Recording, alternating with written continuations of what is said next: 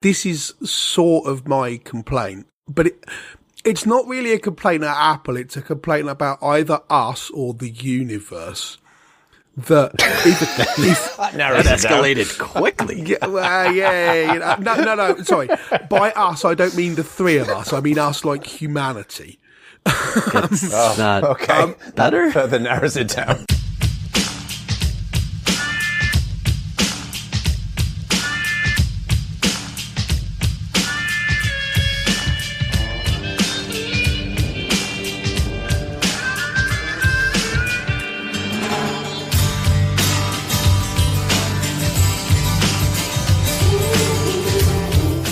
Ladies and gentlemen, boys and girls, welcome to Bad Voltage, Season 3, Episode 71.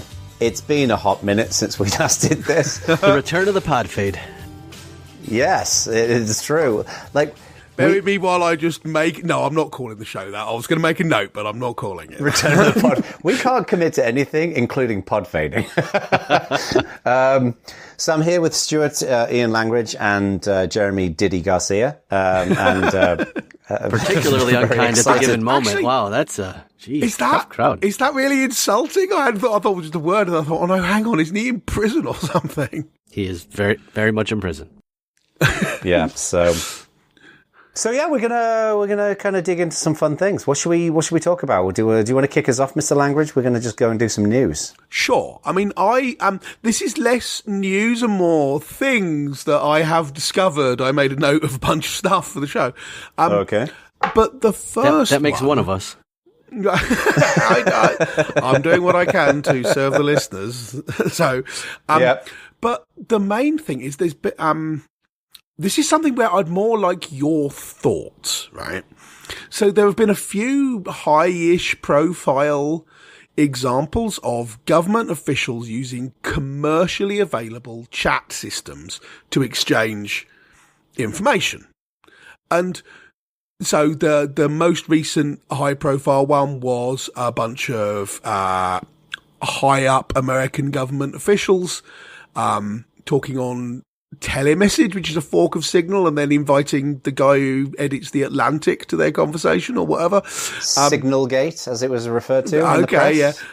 But this is not exactly a new thing. I mean, there have been WhatsApp groups with loads of UK MPs in them and concurrent leaks of the same to the newspapers for years now. Yeah. It's not the case everywhere because, for example, France have banned WhatsApp, Telegram and Signal for ministerial use. They did it in 2022, right? So what I was sitting there thinking about is what should actually happen here? And this is why I'm interested in your opinions. Because, I mean, on the one hand, right, if I am fully on board with the idea that if the Minister of Defence wants to discuss with the Chief of the Defence Staff where to put the nukes, they probably shouldn't be doing it on ICQ, right? I get this. But equally, if I'm the MP for Wolverhampton East and I want to say to my aide on the way into the office, hey, I'm coming in to do surgery, and I'm going to nip into Starbucks on the way, do you want me to pick you up a chai latte while I'm doing it? I feel like I should not have to do this on my secure bat phone using my secure messenger that was created by GCHQ.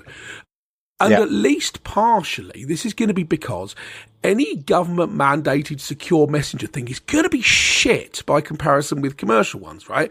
Because they're going to say, I can't paste an emoji into it, or I can't paste images into it, or I can't do little videos or anything. And people say, that's not what it's for. It's there for you to share secure information about the nukes. But then if you do that, everyone's going to have non-secure conversations in WhatsApp, and those conversations are going to bleed into the sort of things you shouldn't be discussing on a commercial chat platform. Right? And I don't think this necessarily just applies to government. Obviously, it applies to, secret information. But also, if you're a big company, I mean, John, I'll take you as an example, right? If you were consulting with a large rival to Meta about how they're going to build out their community stuff to get ahead of Meta in certain places, would you feel comfortable having that conversation on Facebook Messenger? No, not at all. And that's the point. So it's not just should you be talking about where the nuclear weapons are on these platforms.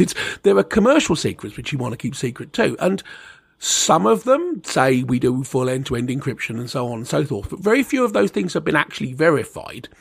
So you are sort of saying, Facebook going, we definitely wouldn't read any messages sent by the head of Google to someone else on our platform. And you've just got to trust them, right? Yeah. But as I say, actual security bods would be like, oh yeah, well you have to use this terrible messenger system we've built which doesn't do emojis and doesn't do images and doesn't do videos and doesn't do group chats because we built it in 1992 because that's how long it takes to get everything approved. At which point everyone's going to go, fuck this, I'm not using this, it's terrible. Should I be concerned how interested you are in using emojis and nukes in the same sentence?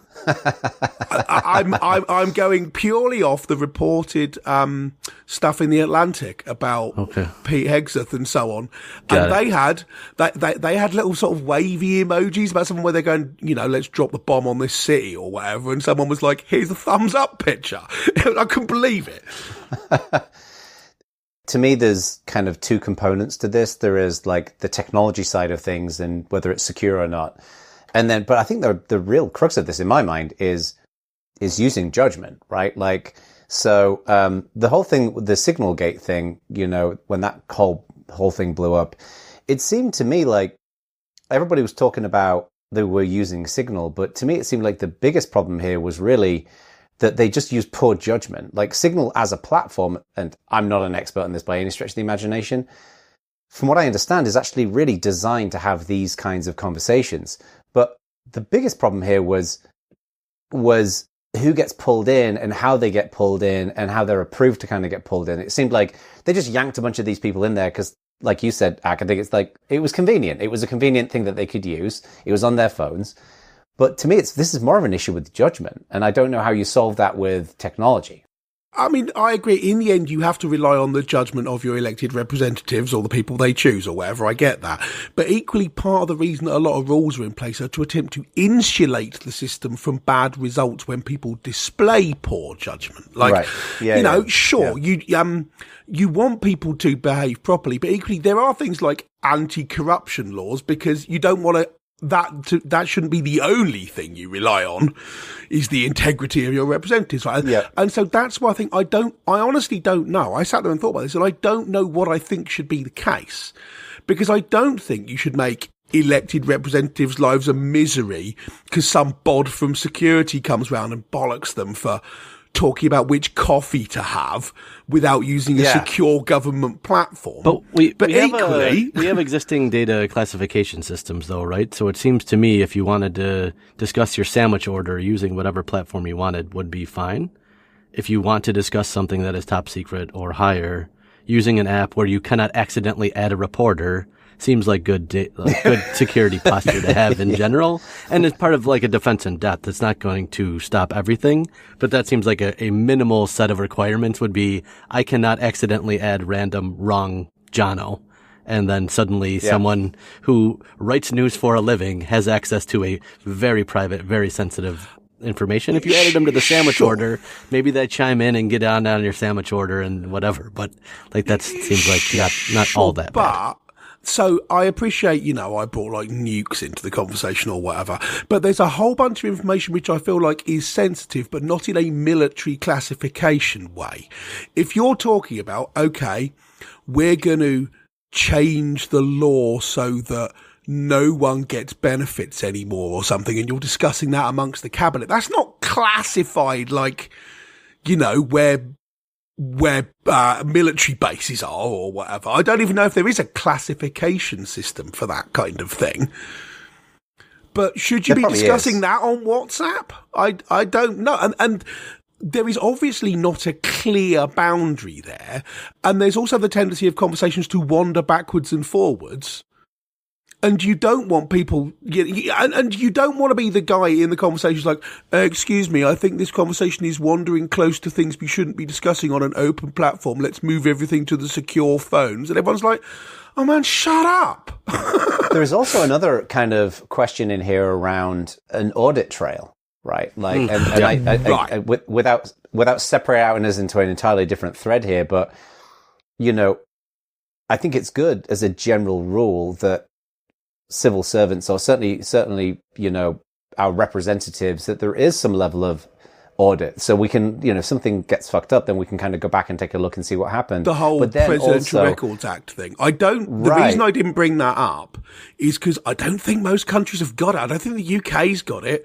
The idea that all the stuff that government officials write in the pursuance of their duties should be written down somewhere and people can look at it even if it's only 50 years later. I think it's a bloody great idea, but I think it's a US only thing. I don't think other people have got it at all. I mean, it's great.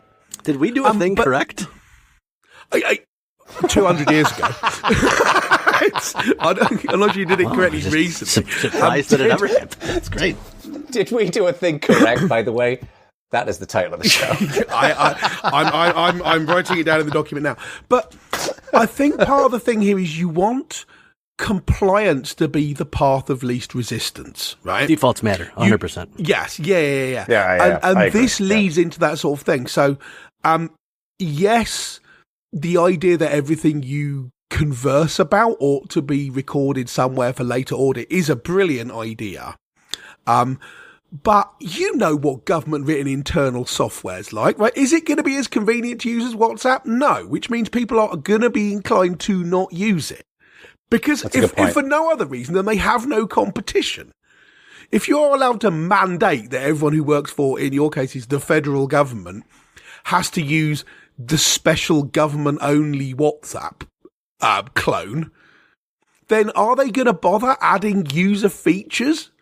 No, because people can't go, well, screw this, we're moving to Signal.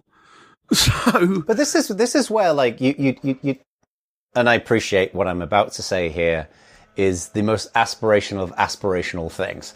But you'd think that the ideal scenario here will be Signal's open source.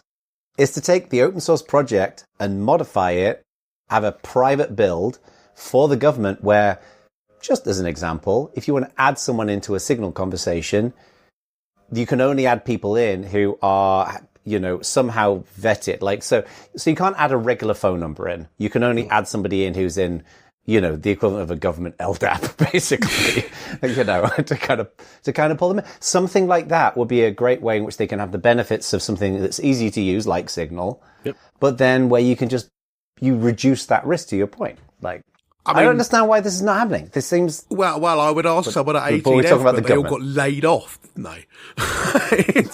Well, that's a very good point, Mark.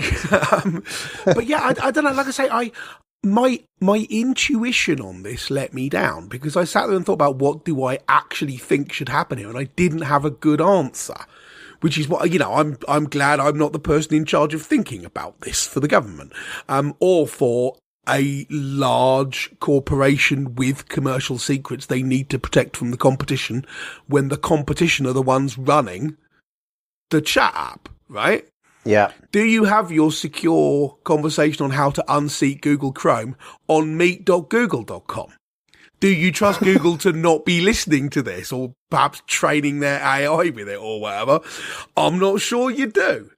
The only way to communicate in the future has to be TikTok. This is how they should be communicating with each other. 30-second videos backwards and forwards. PX of dancing and sharing military secrets.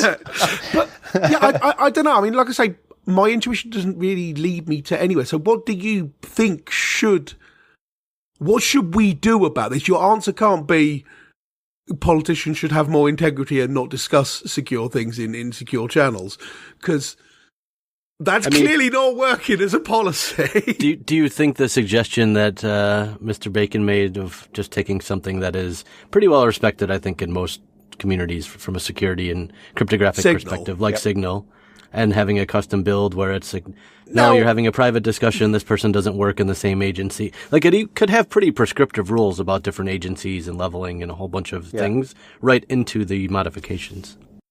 Things like disappearing messages, they could disable that. Right. So if they do have to have an audit trail. So I think one of the main things that I see people doing with Signal is they like the fact that you can have like 1 day disappearing messages. Yep. So you can have a conversation and there is no record and of then it's gone. So, but then you shouldn't be able to do that in a place where the Presidential Records Act applies, etc. Exactly.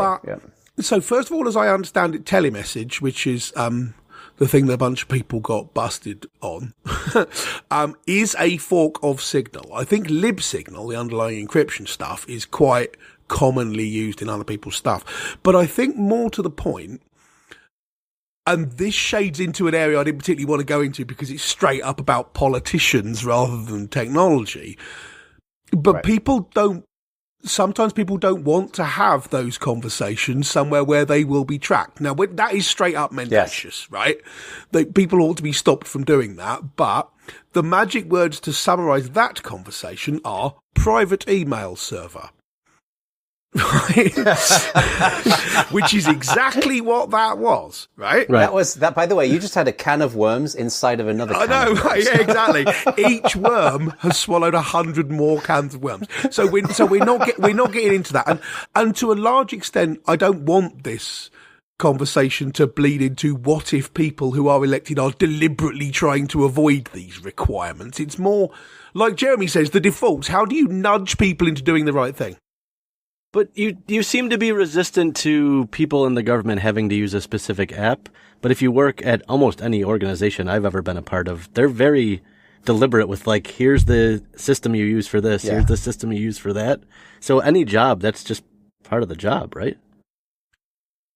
I'm going to disagree with that. I understand your point, but no one's stopping you from doing something else. Right, they're saying, you should have all these conversations on Teams. I understand you haven't worked for a corporation for a long time, but if you think you can just install whatever you want on the average corporate laptop, I have some bad news for you. Here's my phone.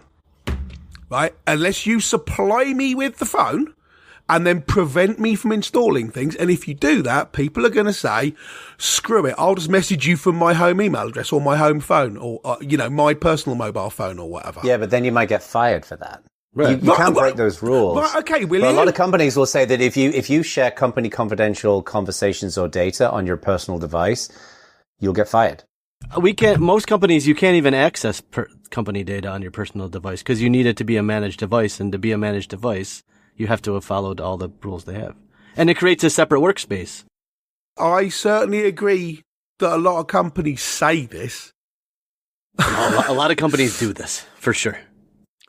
Okay, well that was the point I was differing on, but maybe I'm just wrong about that. I mean, certainly, right? A lot of the people I work with, I need to be using an approved device that they've supplied in order to get access to their SharePoint installation or whatever, right? And it's really annoying, but you've got to do it, and that's okay.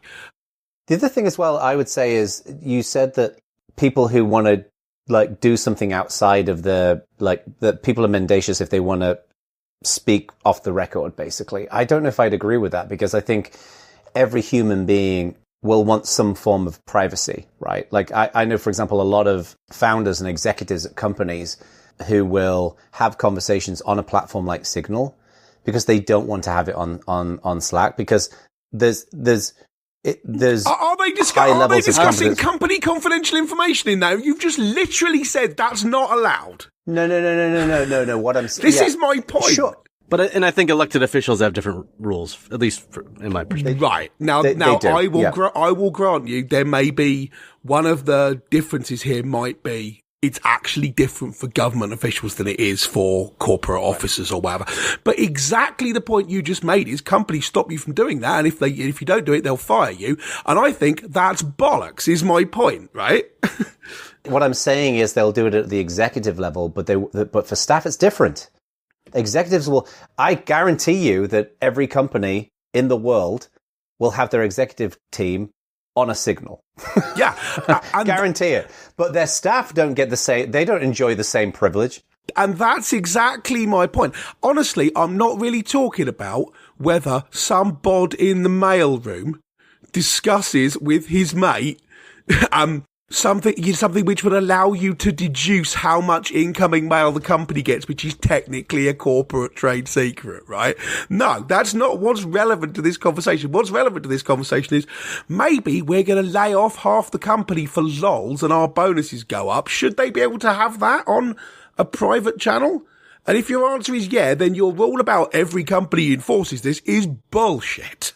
No, I didn't say that they enforce it. I didn't say that everybody was equal in this. I'm saying that for staff members, for the rank and file, to Jeremy's point earlier on, you have to use certain tools and you have to use certain devices. That's very common. I'm not saying that there isn't a different set of rules for the executive team, but the executive team have a different set of things that they have to discuss and consider as well. And I'm also not denying the fact that you may have horrible behavior occur in those channels too. Absolutely, it may. But I'm not saying, all I'm saying is I would like to think that it's not all horrible behavior, that the usual discussion in those channels is actually relatively benign. And then you will get some horrible behavior, right? I go further than benign and say banal most of the time in my experience, but yes. yes. I know we've got about 20 minutes that we're going to keep going. Sorry, yeah. Should we move on to something else? This should not be the whole show. I was interested in your thoughts. Yeah. So here's a small one, and then I want John to talk about the iOS 19 thing. But here's a little thing. Did you know about UDM equals 14? I did not. I actually had to read it twice because I didn't think it could be correct. Yeah, and you remember how Google switched so the front page has a load of results from other stuff all pulled into it, and now you can go and click on web and get what Google searches used to look like 15 years ago? Well, if you put UDM equals 14 on the end of the query string, you get that. And if you want to, there's actually a page called, I think it's udm14.com. We'll link it in the show notes. udm14.com, which explains to you how you can add a Google search with UDM equals 14 on the end of the query string as a custom search engine in your browser. So the search always takes you there and you don't get any of the other stuff. Not everybody wants this. Some people like having an AI lie to them at the top of all their search results. But if you don't like it, I think it's pretty cool that someone's worked out a neat way to do this until Google realised too many people are doing it and turn it off. But at the moment, it's quite cool. It's like 1998 mode. Yeah, it is. You know, back when you could do a search and get good answers. You mean? I'm curious why this exists. Yeah, I'm like they put engineering work into making this work, and I'm curious what the genesis is. But they didn't put engineering work into making it work so people were intended to use it, because otherwise it would be like good results equals true or something, right? It's very obviously a byproduct of the fact that they've put a switcher in. You know, they switch in based on something in the URL which pane of the search results they're showing or whatever, and web just happens to be 14, and people have worked out how to exploit that. Nobody goes, how can we make this service useful to people? Let's make them put, I don't know what UDM stands for. Apparently it stands for Unified Data Model. It's a parameter Google uses internally to control how their search results are presented. So now I want to look at UDM 13. Do it. It's probably just going to be image search or something, but you know. But I just thought I'd bring this up because I didn't know about it. And I went, ooh, that's good. So I thought I'd spread the word. That is fascinating. That's amazing. There you go. Not a big philosophical discussion about the ramifications of technology in the wider world. Just here's a cool tech tip. There you go. Right. Tell us how you really feel about those AI summaries at the time. I typed in UDM equals 15 and it said, it looks like there aren't any attractions matches on this topic. So it's default into things to do. UDM 16. What's attractions? It's like Tinder, but I think it built into Google. I think it's like, I think it means like a tourist attraction type thing. Oh, okay. Fair enough. Yeah. You're just going to go through and go, I made it up to UDM 211 by the next show or whatever. World's most boring game ever. That is interesting. Interesting. Right. Jono. All right. Talk about the iOS 19 thing. Yeah, let's talk about iOS. So I thought this was... Jeremy's just fallen asleep. So Mark Gurman, who's a pretty highly regarded journalist at Bloomberg, writes a lot about Apple leaks. There's him and that other guy, Ming Jung Kuo, I think his name is.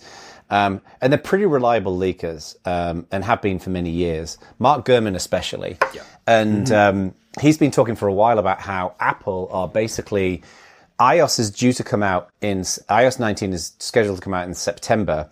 And basically what they've done is they've refreshed the entire interface, or they're planning on a full interface refresh. I think they're going to roll it out slowly. But what I thought was interesting about this is they're using the visual theme and style of the Apple Vision Pro. So if anyone's seen or use a Vision Pro, the user interface is quite beautiful. I mean, as all Apple interfaces typically are. But it's got this kind of like frosted glass look. And apparently this is nicknamed internally Solarium. And they're going to be starting to roll this out across all devices. So macOS, iOS, tvOS, iPadOS, the whole lot. You can actually see a little bit of it in place on the Apple TV, for anyone who's got that, when you open up like the side menu.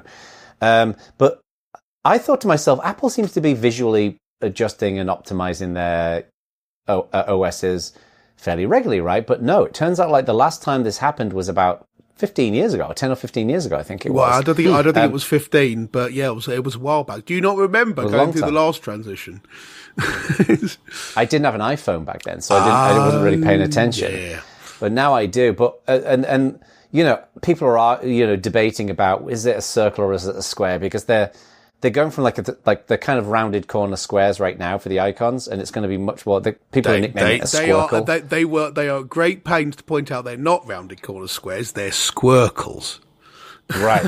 And I gotta say, I quite like that frosted glass kind of look of the Vision Pro. I actually used the Vision Pro for the first time about 2 or 3 weeks ago. I'd not used it. It was good. Heavy, but pretty good. But yeah, what do you guys think about this? Like, this has got to be a monumental lift for Apple. And also Google are refreshing their UI as well. I think I read like last week. I think they announced this at Google I/O, whatever it was. So yeah, what do you guys think about this? I'm not sure why you would want frosted glass on your phone. I kind of get it for a Vision Pro, although I have not used a Vision Pro specifically. But this floating tab, between the floating tab and the way they're doing the frosted glass, I don't know what the utility is. It seems like change for change, not change for a better UI. It's a good question. Like, why are they doing this?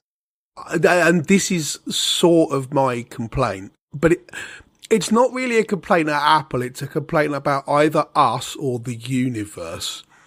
That escalated quickly. No. Sorry. By us, I don't mean the three of us. I mean us, like humanity. It's not okay. Better? That further narrows it down. Yeah.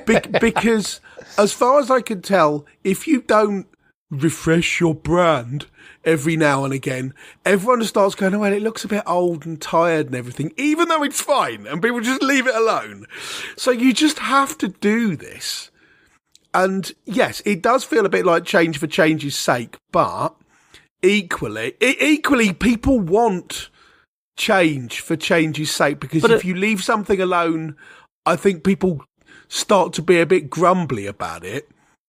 Even though they're also grumbly when you change it. I mean, why do you think companies keep changing their logos, right? Because somebody wants to get promoted. Yeah.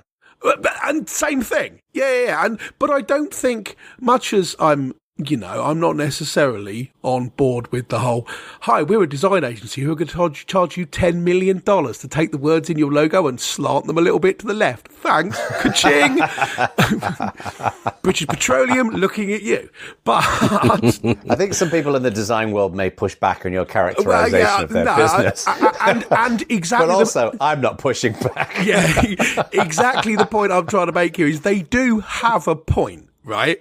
Refreshing your brand and your logo does, even though it probably shouldn't, it does give people a new view and make people think that your stuff is all a bit fresher and newer and cooler and they should get more involved in it, right? It works. The aesthetic usability effect is a real thing, even though it probably shouldn't be if we were all emotionless robots with no inner life whatsoever. It does work. So it does. I think it has a huge impact, actually. Like, we've mentioned this guy. I learned about this guy through you, Mr. Langridge, Rory Sutherland, who, talks a lot about he's behavioral economics. Now he used to be very cool, but yes. Really? Oh, I've been marathoning his interview. All he seems to do is go on podcasts and talk about various things. He's very interesting to listen to. He is. But he basically talks about marketing solutions to deeper engineering problems. This is exactly the kind of thing that I think he would say, yeah, this kind of stuff is good. Like, you should do this. And it doesn't make there's no logical reason for this. But what I think is fascinating about this as well is that for Apple to change this, that impacts so many different types of people. And they've got to drip feed this out slowly. I would argue, and this is maybe not, honestly, I'm not even sure if I'm right about this, but I would imagine that, Apple devices tend to have a generally less technical audience than Google. Like, I think a lot of people who are more into tech will use a Pixel or a Samsung phone. But with Apple, I feel like because they're more expensive, I think they tend to be... A Google Pixel, maybe. Not a Samsung phone. Yeah, maybe you're right about that. I mean, they're by miles the most popular manufacturer on Earth. You can't get that if you only sell it to Linux. I'm not saying they're not popular. What I'm saying is, like, the level of how technically savvy the audience is. If your opinion is that the vast majority of people are technically savvy, because that's who buys Samsung phones, everybody. Yeah, all right, scratch that. You're right. Yeah, I revoke that comment. Google Pixel, I grant you. What's interesting, though, I think, is Google stuff. Well, just to divert, Google stuff in general does tend to have a more tech-savvy thing. Apart from Google search, go and look at the front page, google.com, which you probably never look at, right? You just type things into the address bar and end up at search results. But if you look at google.com, it looks basically the same now as it did 25 years ago. Yeah. It's a search box and a search button and an I'm feeling lucky button and the logo, and that's it. They're the most conservative people on earth because it's the most contested internet real estate on earth. Yeah. But all their other stuff, I agree with you completely. Anyway, sorry, carry on. I just want to bring it up. I was just going to say, like, rolling out these changes, you've got to be super careful, right? Because even though it's just a visually different thing, this kind of stuff freaks people out and they don't know especially those people who are less technical. So it's going to be interesting. I think it's fascinating watching companies make these kinds of changes and how they do it and how they approach it, because you can't just drop that out there. You can't just change the whole thing. So I'm curious to see how they do it with iOS 19. Like from what I understand, like the early changes on the iPhone are going to be things like, you know, the icons at the bottom of the camera app are a little bit different, but like the main UI is not going to change dramatically. So anyway, we'll see what happens. Yeah, no, I mean, I am distrustful of this kind of thing, not necessarily because I dislike the visual design changing, because normally that's good. It's that when people do stuff like this, they tend to smuggle in a bunch of other stuff that I don't want under cover of the change. Apple, I think, are pretty good at not doing that.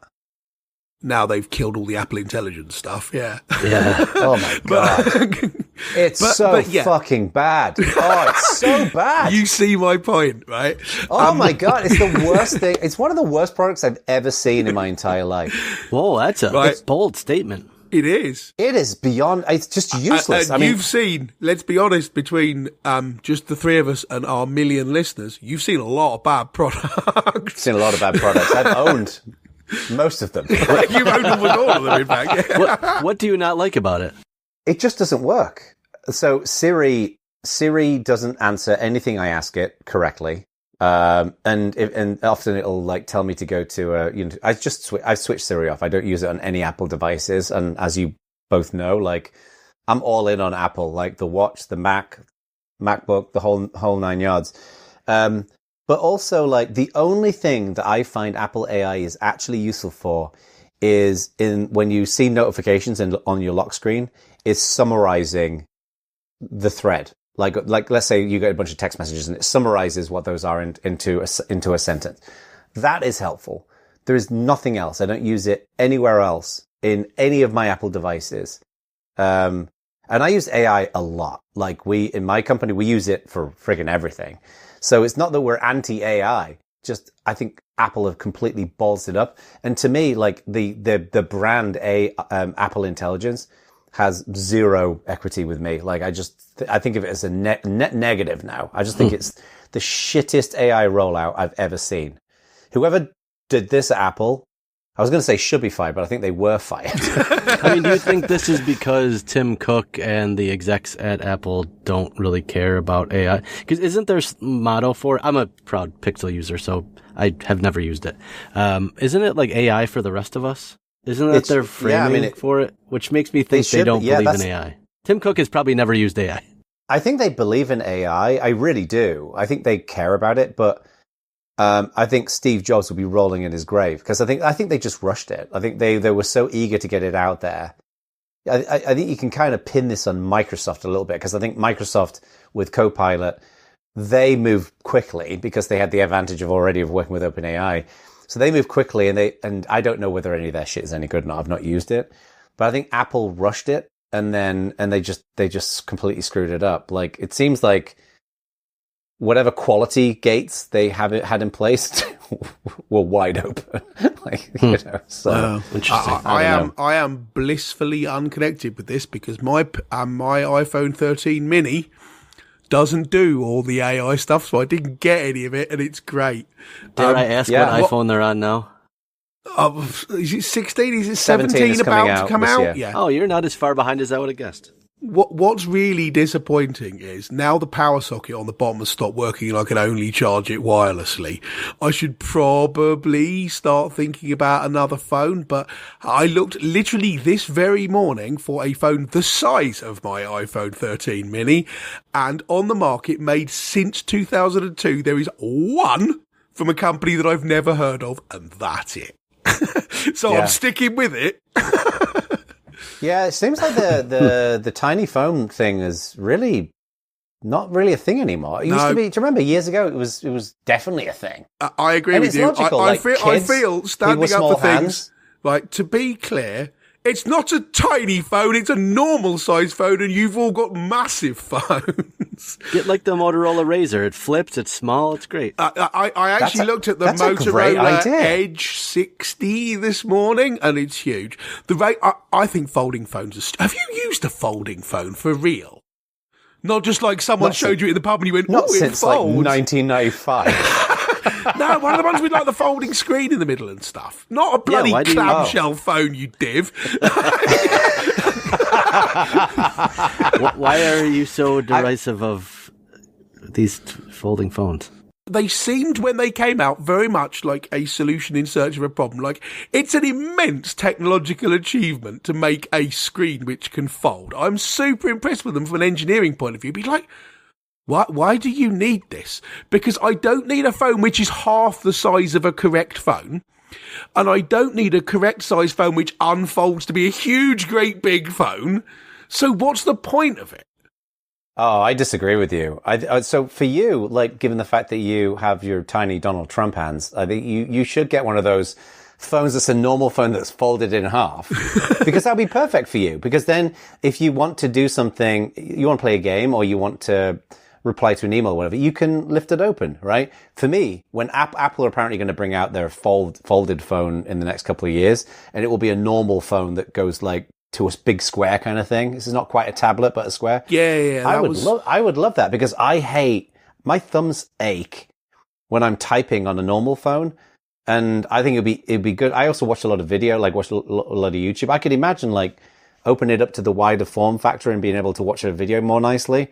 I can totally see the benefit of it. Oh, okay. No, I mean, this is... each to their own. I have you no should totally get one of those foldable ones, though. I have no technological quarrel with folding phones. I just think they're pointless. It's like, why would you want this? But sure, I don't watch telly on my phone. Right. And given the fact that you would prefer a smaller form factor, I would have thought that something like the Razr wouldn't that be good for you? Like, wouldn't that be... I would have thought... But then either it's a phone the size of my 13 mini, which I'll just never unfold, so why is it costing me 1,200 quid to have a phone with a folding screen in it? That's a good point. Or it's a phone which is a bit bigger than my thing and then folds down into a little square box, which means the screen isn't big enough to actually read any writing on it. You know what I love about this whole conversation is that as you continue to be a crankier and crankier old man, that in like 15 or 20 years ago, you're going to have one of those big phones that doesn't do anything with those massive buttons. I am. I 100% am. To massive phone. I 100% am going to have that. I'm going to have this thing. Right. Okay. Anyway, right. I think we're done, are we? I think we're done. It was lovely catching up with you, fellas. Fabulous. Yes. We'll try not to make it as long next time, but things have happened this year. So, yeah. But we're doing what we can. So, yes. Thank you, everyone, for listening. Thank you. We should say thank you to Marius. Yes, thank you, Marius. Thank you. Of NerdZoom.media, who is doing our editing, although less editing than he necessarily thinks he has to do. Because we keep going, no, we had to skip it this month because. But, yeah. It's. But I do have a note at the top of the show notes which says, Jono, change your recording bitrate from Marius. After we've now got to the stage where he's giving Jono kickings about it and giving me a kicking about Jono. This is true. Yeah, our resident audio engineer typically does not get it wrong. Now I've finally worked out which side of the mic to type into. He's got to move on to someone else, and you're in the chair, Mr. Bacon. Marius is a very nice guy to work with, but if you have fucked up your audio for 6 or 7 years consistently, his patience starts to run out. He does start to lose patience with you a little tiny weedy bit, yes. Yeah. So. 300 episodes in, still don't know how mics work. It's excellent. I know, but yeah. You'd think we'd get the hang of it after a while, wouldn't you? But yes, yes. Thank you for listening. We'll see you soon. Peace out.